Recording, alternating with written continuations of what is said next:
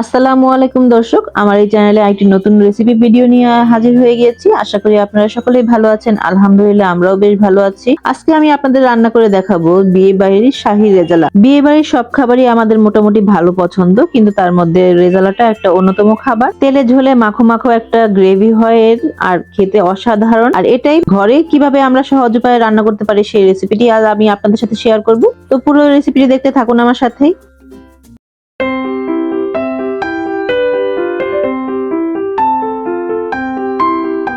রেজালা রান্না করার জন্য এখানে আমি প্রথমে 1.5 কেজি পরিমাণ গরুর মাংস নিয়ে নিয়েছি। এখানে আমি হাড় এবং চর্বি সব মিলিয়ে নিয়ে নিয়েছি। আর যে কোনো গরুর মাংস রান্নায় আমার মতে যে হাড় চর্বি সব থাকলে খাবারটা বেশি ভালো হয়। একই উপায়ে একই পরিমাণে আপনারা এই রান্নাটি খাসি দিয়েও করতে পারেন। এখন চলে এসেছি মূল রান্নায়। এখানে আমি একটা হাঁড়ি গরম করে তাতে আমি বেরেস্তা ভাজার তেল দিয়ে দিচ্ছি। নরমালি রেজালা রান্নায় তেলের পরিমাণটা একটু বেশি দিতে হয়, তবে আমরা যখন ঘরে রান্না করছি তেলটা একটু কম দেওয়াই ভালো, কারণ তেল আমাদের স্বাস্থ্যের জন্য ক্ষতিকর। তারপরে এখানে আমি কিছু গোটা গরম মশলা দিয়ে দিয়েছি। তার মধ্যে এখানে আমি 1 কাপ পরিমাণ পেঁয়াজ কুচি, সাথে 4-5টা কাঁচামরিচ চিড়ে দিয়ে দিয়েছি। এগুলোকে এখন আমি ভালো করে ভেজে নিব যতক্ষণ পর্যন্ত না পেঁয়াজটা ভালো করে নরম হয়ে যায় আর হালকা লাল লাল হয়ে যায়। এখন এই পর্যায়ে আমি দিয়ে দিচ্ছি স্বাদ মতো লবণ। আর এই লবণটা পেঁয়াজের মধ্যে দিয়ে ভাজলে পেঁয়াজটা খুব তাড়াতাড়ি সেদ্ধ হয়, ভাজাটা তাড়াতাড়ি হয়। তারপরে কিছুক্ষণ ভাজার পর পেঁয়াজটা যখন নরম হয়ে আসবে, এখানে আমি 1.5 চামচ আদা বাটা আর 1.5 চামচ রসুন বাটা দিয়ে দিচ্ছি। তারপরে এগুলো দিয়ে খুব ভালো করে ভেজে নিব কিছুক্ষণ, যাতে আদা রসুনের কাঁচা গন্ধটা এর থেকে চলে যায়। এগুলো ভাজা হয়ে গেলে এখন আমি গুঁড়ো মশলাগুলো দিয়ে দিব। এখানে আমি 1.5 চামচ হলুদ গুঁড়া আর 2 চামচ ধনিয়া গুঁড়া, তারপরে দিয়ে দিচ্ছি 1.5 চামচ মরিচ গুঁড়া। আর মরিচ গুঁড়াটা তো আপনারা স্বাদ মতো দিবেন, জাল বেশি যারা কম খান বেশি খান সেই অনুযায়ী দিবেন। এরপর আমি 1 চামচ জিরা গুঁড়া দিয়ে দিয়েছিলাম। তারপরে সামান্য পানি দিয়ে এগুলো ভালো করে কষিয়ে নিচ্ছি যাতে নিচে লেগে না যায়। আর আমি এখানে 2 বার পানি দিয়ে ভালো করে মশলাটাকে কষিয়ে নিয়েছিলাম যাতে কাঁচা গন্ধটা না থাকে। আর মশলাটা খুব ভালো করে কষানোর পর যখন তেলটা উপরে চলে আসবে, তখন আমি এখানে মাংসগুলো দিয়ে দিয়েছি।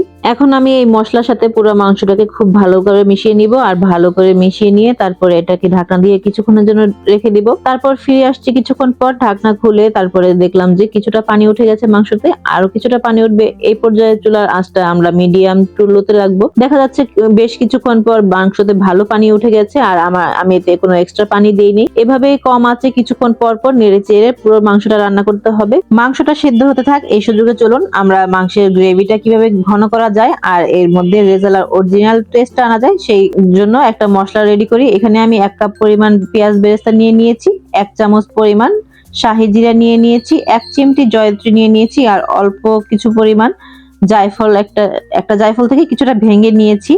তারপরে এখানে আমি 1 মুঠ পরিমাণ কাজু বাদাম নিয়ে নিয়েছি, একটা বড় এলাচ নিয়ে নিয়েছি, আর 1 মুঠ পরিমাণ কিশমিশ নিয়ে নিয়েছি।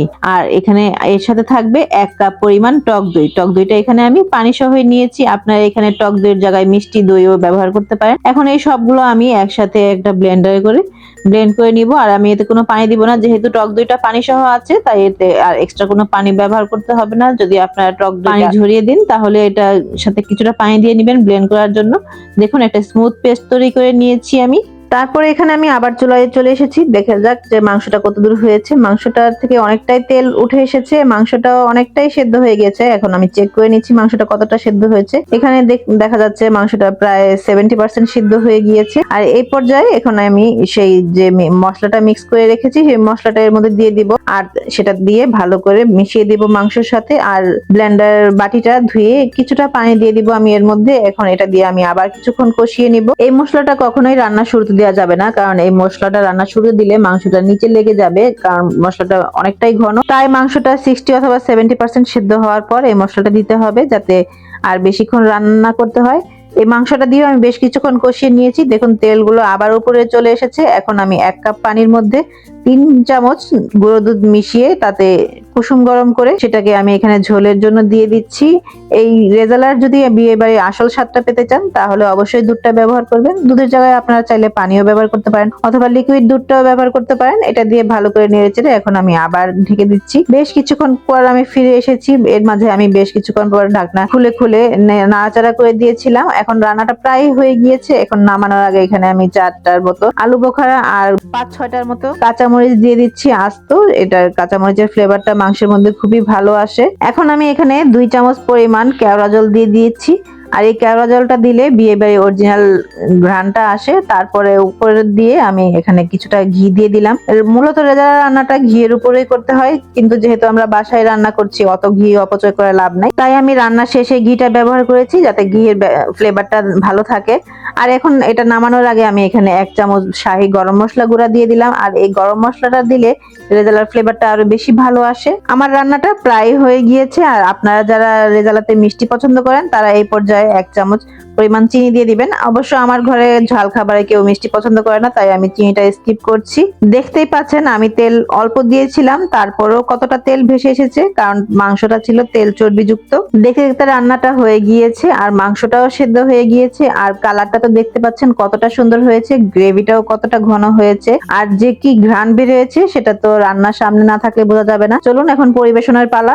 তৈরি হয়ে গেল বিয়ে বাড়ির স্টাইলে শাহী বিফ রেজালা, আর সেটাও একেবারেই ঘরোয়া উপায়ে আর ঘরোয়া উপকরণ দিয়ে। যে সকল মশলা সবসময় আমাদের ঘরে থেকে থাকে, কোনো এক্সট্রা মশলা ছাড়াই, একেবারেই বিয়ে বাড়ির স্বাদ। আর আমার মতো যারা যারা এই বিয়ে বাড়ির স্বাদ পেতে চান অবশ্যই আমার রেসিপিটি ফলো করে বাসায় রান্না করবেন, আর আমাকে অবশ্যই কমেন্ট করে জানাবেন কেমন হলো। আর আমার রেসিপিটি যদি ভালো লেগে থাকে তাহলে আমার চ্যানেলটি সাবস্ক্রাইব করে দিবেন, লাইক কমেন্ট এবং শেয়ার করে দিবেন। আর যারা যারা ফেসবুকে আমার এই ভিডিওটি দেখছেন তারা আমার পেজটি ফলো করে দিবেন। আর যদি একান্তই ভালো লেগে থাকে তাহলে ফ্রেন্ডস এন্ড ফ্যামিলির সাথে এই ভিডিওটি শেয়ার করে দিবেন, যাতে তারাও আমার এই ভিডিওটি দেখতে পারে আর নতুন নতুন রেসিপি তৈরি করতে পারে। আর আপনাদের লাইক এবং কমেন্ট আমাকে আরো নতুন নতুন ভিডিও তৈরি করতে আরো অনেকটাই উৎসাহিত করে। অনেক তো রান্না বান্না হলো, এবার খাওয়া দাওয়ার পালা। আর এই বিয়ে বাড়ির শাহী রেজালার সাথে যদি 1 প্লেট পোলাও হয় আর একটা স্বামী কাবাব হয় তাহলে তো আর কিছু বলাই লাগে না।